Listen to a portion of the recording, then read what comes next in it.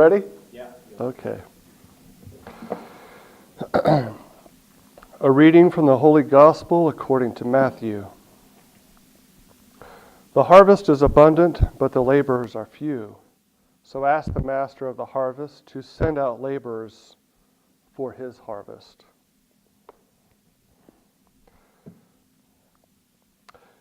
Jesus speaks to us today in the gospel. He wants us to follow him and obey him and to hear our name called. To be shepherds as he is the good shepherd. Jesus desires to send out laborers for his harvest. Indiana in the summer is known for their sweet corn. Sweet corn in July, August, September is like gold. The harvest season starts about July 1st, and it could run through mid to late September. At home in my hometown of Kokomo, there was a family of farmers who grew soybeans and feed corn for cattle.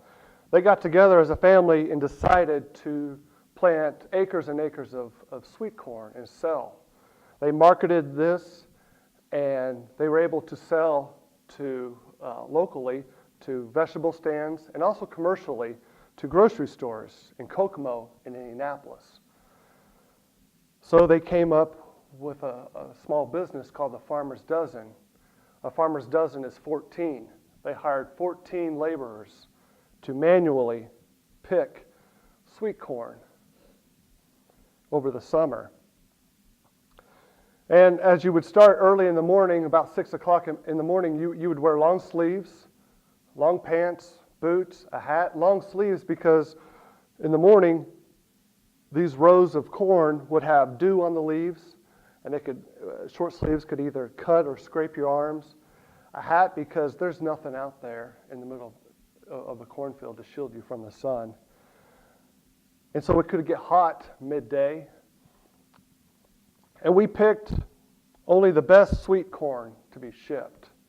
The best, perfect, golden ear of corn. And like I said, there were acres and acres of sweet corn.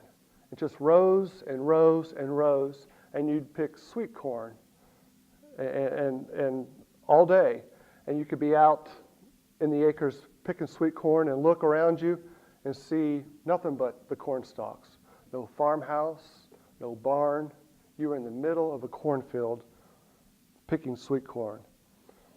The Farmer's Dozen relied on laborers to carry out their mission to provide sweet corn to the people in grocery stores and locally at vegetable stands. Like the Farmer's Dozen, Jesus sends out his laborers for his harvest. In response, the genuine apostles are the Lord's key players. They are essential to his mission, the harvest. Notice that Jesus carefully names the apostles. First, Simon, called Peter, his brother, Andrew, Matthew, the tax collector. Each has a unique role in the mission of Jesus. Take, for instance, baseball season. Baseball season has just started.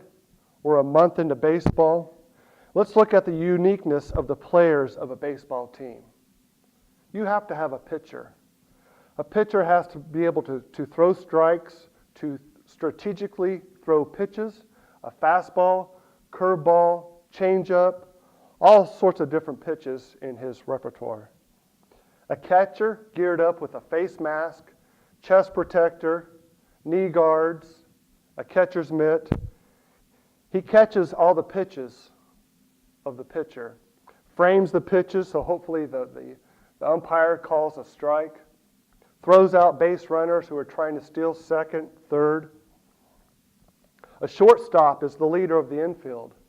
A first baseman wears a first baseman's glove, stretches to catch,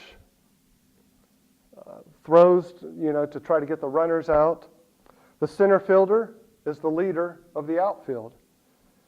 Each position is essential to the success of the mission of the team, the execution of the mission. Take, for example, the Chicago Cubs. They won the World Series last October. It took them 108 years to get these players in each position to be successful to win this World Series. Each player, third baseman, first baseman, pitcher, catcher, outfielder, each one did their job and did it well. Each one was essential to their success of ultimately winning the World Series. The baseball players on a team are key to the success of the team.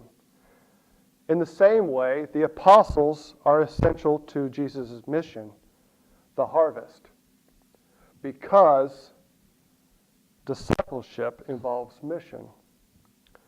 Let's recall this past January in San Antonio, specifically our labor and our mission at Sacred Heart Church Respite Center. Who were the people? The Guatemalans. The lost sheep needed to be clothed, needed to be fed. What were their names? What was their mission? Where were they going? I remember two, a mother, Miriam, and her 16-year-old son, Mario. They were heading on a bus the next day to North Carolina.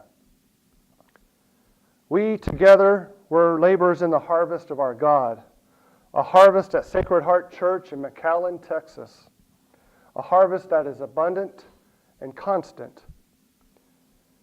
We were God's players in the field that day at Sacred Heart, the field of a cramped, busy, chaotic, who knows what they were doing parish hall that had been turned into a respite center, or should we say a welcome center to immigrants.